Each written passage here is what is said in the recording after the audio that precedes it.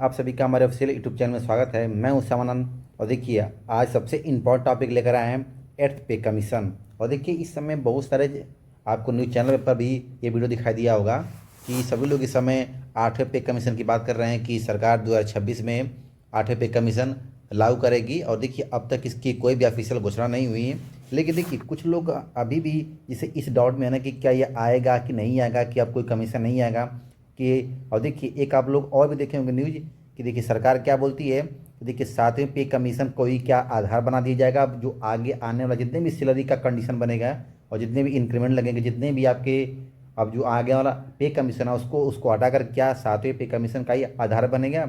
और देखिए अब जो आपकी वर्तमान जो आपकी आगे आने वाले समय में बेसिक सैलरी होगी वो कितनी होगी। और देखिए हर एक बिंदु को ना पूरा विस्तार से समझते हैं, क्योंकि देखिए जितने भी हम लोग जिसे देखिए जो भी समझेंगे ऑथेंटिक समझेंगे और क्या हो सकता है और जो जो क्या होना चाहिए उसी के आधार पर बात करेंगे। देखिए अब देखिए हमको जहाँ तक लगता है कि देखिए सभी लोग आठवीं पे कमीशन की बात कर रहे हैं न्यूज़ चैनल पर हर जगह की आएगी आएगी कमेटी बनेगी, ऐसा कुछ भी नहीं होने वाला है। और देखिए इसका देखिए प्रमाण आप लोग देखे होंगे।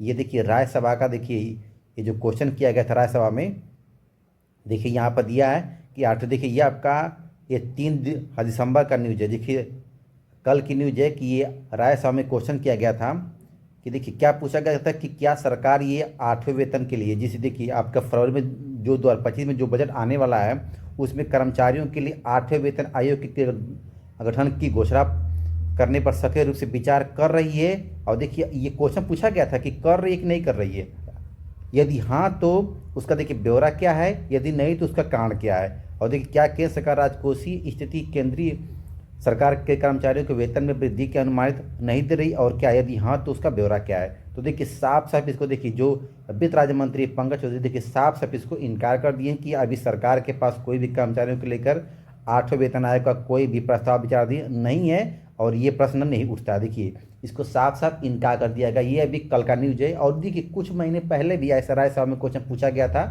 तो उसमें भी इनकार कर दिया गया था।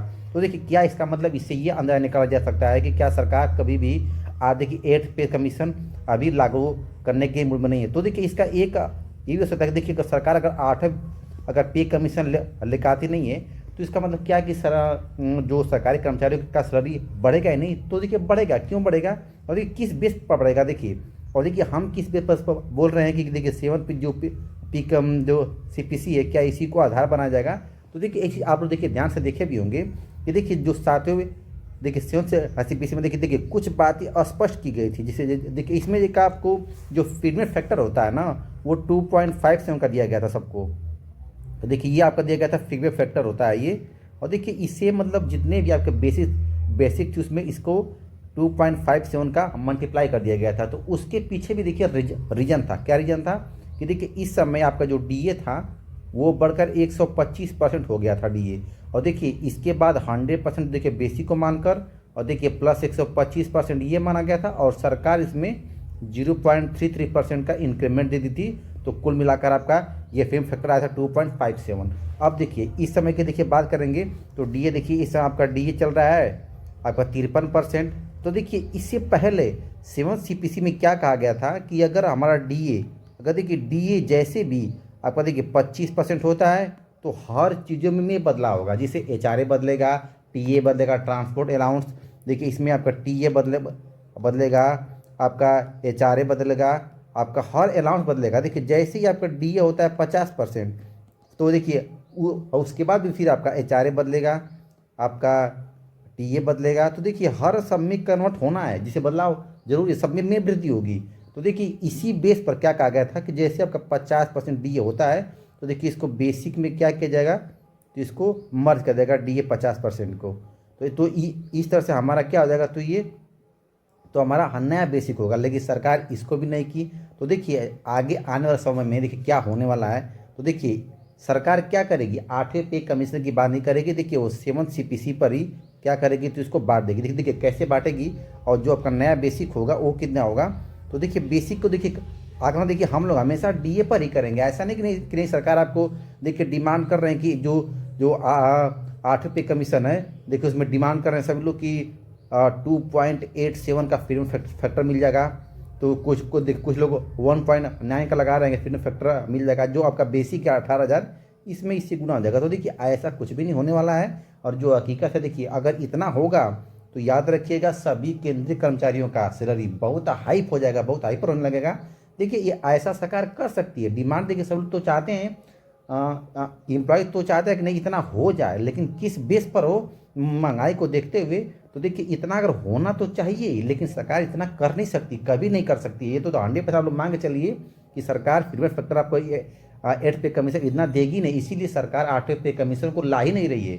और देखिए इससे पहले कमेटी बन जानी चाहिए, लेकिन कमेटी नहीं बनी, तो आगे आप लोग जान जाइए कि कमेटी बनेगी भी नहीं। और देखिए क्या होगा, तो देखिए जो संभावना है हमारे पास कि देखिए ये आपका देखिए हम 2016 में जो आया था 7 CPC, देखिए उसी का आप लोग कुछ ऑफिशियल लेकर आए हैं। देखिए इसमें क्या कहा गया था, देखिए यहाँ पर देखिए जो आपका सभी लोगों का लेवल तय किया गया था और सबके बेसिक तय किए गए थे। जो इंक्रीमेंट होगा देखिए उसको भी तय किया गया था कि कितना कितना हर साल जो 3% का आपका इंक्रीमेंट होना है, उसके बाद कितना कितना वृद्धि होगी। जैसे देखिए इसमें क्या होता है कि अगर मान लीजिए आपका कि देखिए 18,500 है, अब देखिए इसमें अगर 3% निकालेंगे तो आपका देखिए आपका 540 रुपया आएगा। तो देखिए 40 रुपया को काउंटिंग नहीं करते हैं। अगर आपका 50 रुपया से ऊपर जाएगा तो उसको 600 में काउंटिंग कर लेंगे, और अब उससे कम रहेगा तो उसको 500 में काउंटिंग करते हैं। ये इंक्रीमेंट का पूरा देखा ब्यौरा। देखिए इसमें आपका जो आपका देखिए आया था, यहाँ देखिए एग्जाम्पल पर दिया गया था कि जो आपका इसमें पेमेंट फैक्टर था 2.57 था, लेकिन देखिए इसी में आधार बनेगा। और देखिए आधार क्या बनेगा आपका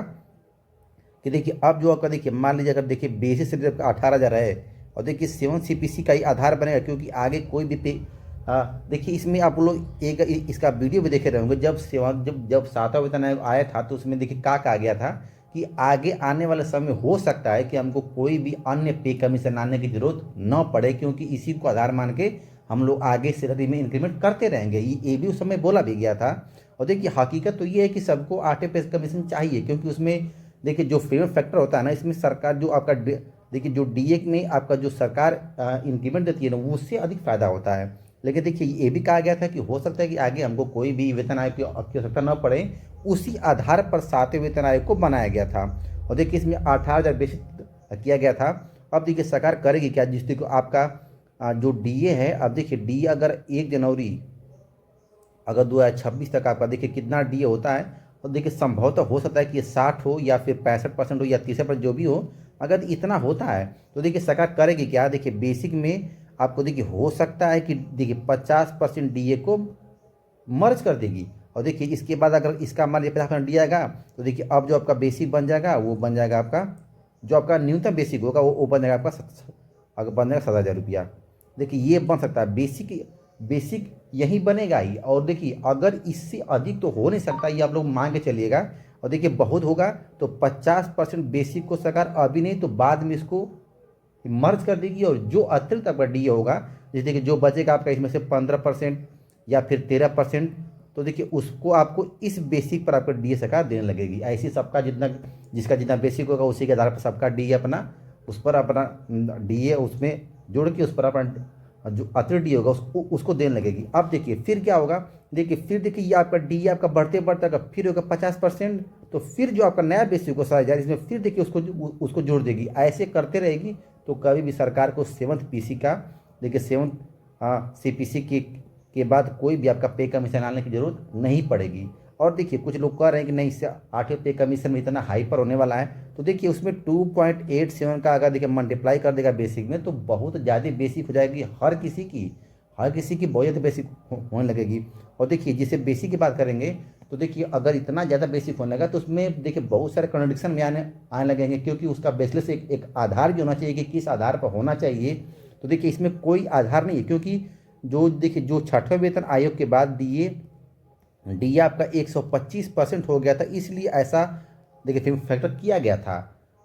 तो एक बात याद रखेंगे, देखिए बेसिक मैक्सिमम अगर आपका होगा तो 27,000 होगा न्यूनतम बेसिक, या इससे भी कम हो सकता है। देखिए इससे भी कम आपका हो सकता है, लेकिन इससे अधिक होने की संभावना नहीं है। जिसका जितना होगा उसमें DA को मर्ज करके जो शेष बचा है उसको उस पर देता रहेगा। ऐसे 50% के बाद फिर करेगा मर्ज, फिर 50% के बाद। और देखिए इसके बाद और भी सब बदलाव होंगे, जैसे DA का वह 50% फिर से होगा, तो फिर से इसमें आपका HRA बढ़ जाएगा, फिर से आपका TA बढ़ जाएगा, TAD के देखिए जितने भी सब हैं, जो आपके अलाउंस है ना सब के सब बढ़ेंगे उसी बेस पर। तो आपको आगे कोई भी पे कमीशन कर सकता नहीं पड़ेगी, और जो 7वां पे वेतन आयोग है उसी का एक आधार माना जाएगा, और उसी के आधार पर ये सब आपका आगे सबकी बेसिक बढ़ती रहेगी और सैलरी भी बढ़ती रहेगी। लेकिन देखिए अब देखिए सभी लोग चाहते क्या हैं, देखिए यूनियन की डिमांड है रेलवे में कि जो हम लोग को 8वें वेतन आयोग दे, और हमको एक देखिए एक न्यूनतम देखिए फैक्टर दे 2.87 का।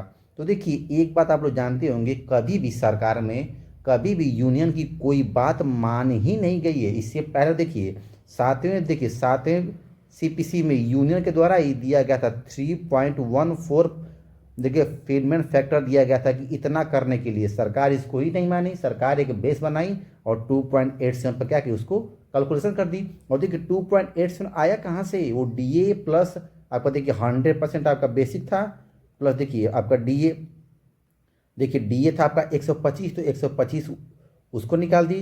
तो देखिए इसको 1 + 1.25, देखिए इस पर आपका देखिए 2.25, तो ये आपका हो गया। इसी पर आपका सरकार 0.33% का इंक्रीमेंट दे दी, तो 2.87 ये आपका आ गया था पेमेंट फैक्टर। तो इसका एक बेस था, उसी आधार पर इसको किया गया था। और देखिए डिमांड तो किया गया था यूनियन द्वारा कि 3.14, 3.57 ऐसे डिमांड किया गया था, तो वो किसी का पूरा नहीं हुआ, ना आज तक कभी पूरा हुआ है न कभी पूरा होगा। यूनियन की बात नहीं करेंगे, क्योंकि देखिए वो लोग डिमांड जो भी करेंगे, लेकिन एक उसका बेसलेस होना चाहिए, देखिए उसका बेस होना चाहिए। और देखिए सब लोग तो चाहते हैं, कोई लोग देखिए वीडियो देखेंगे तो कहेंगे कि तो चाहता नहीं कि नहीं उतना सैलरी बढ़े, नहीं हम भी चाहते हैं, सब लोग चाहते हैं कि नहीं हम भी एक गवर्नमेंट एम्प्लॉय हैं, हम नहीं चाहते कि नहीं उतना ही सैलरी बढ़े। ये आपका 2.87 का इंक्रीमेंट लगे, पेमेंट फैक्टर ये हो तो हमारा बेसिक उतना बढ़े, लेकिन ऐसा होने का संभावना न के बराबर है। ठीक है, और देखिए इसको बेस आप लोग देखिए समझ सकते हैं कि 7वें वेतन आयोग का देखिए पूरा पढ़ेंगे तो देखिए उसमें हर चीज़ आपको दिया गया है पूरा। और देखिए उसमें सब देखिए समझाया भी गया है, एग्जाम्पल से कि मान लीजिए किसी का देखिए मूल वेतन इतना है, तो देखिए उसमें फिफ्टी फैक्टर 2.57 का गुना करेगा तो कितना आएगा आपका बेसिक, और देखिए उसके बाद अपना डीए बढ़ता रहेगा। तो देखिए उसमें एग्जाम्पल वाइज हर चीज़ दिया गया, और ये भी उसमें कहा गया था कि अगर जैसे 50% आपका बेसिक होता है डीए को उसमें जोड़ दिया जाएगा, लेकिन सरकार जोड़ी नहीं है, तो आगे हो सकता है कि जोड़ने का विचार कर सकती है, क्योंकि राज्यसभा में बार बार क्वेश्चन पूछा जा रहा है। तो सरकार साफ साफ इनकार कर दी कि हमारे पास कोई भी अभी 8वें पे कमीशन के लिए कोई भी अभी ब्यौरा या फिर कोई भी कमेटी गठित अभी नहीं की गई, या फिर उस पर कोई भी विचार नहीं है। ठीक है, तो देखिए इसको आप लोग समझ सकते हैं कि देखिए 7वें पे कमीशन का आधार किस बेस पर हो सकता है। ठीक है ना, हाँ थैंक्स सभी लोग को, थैंक्स।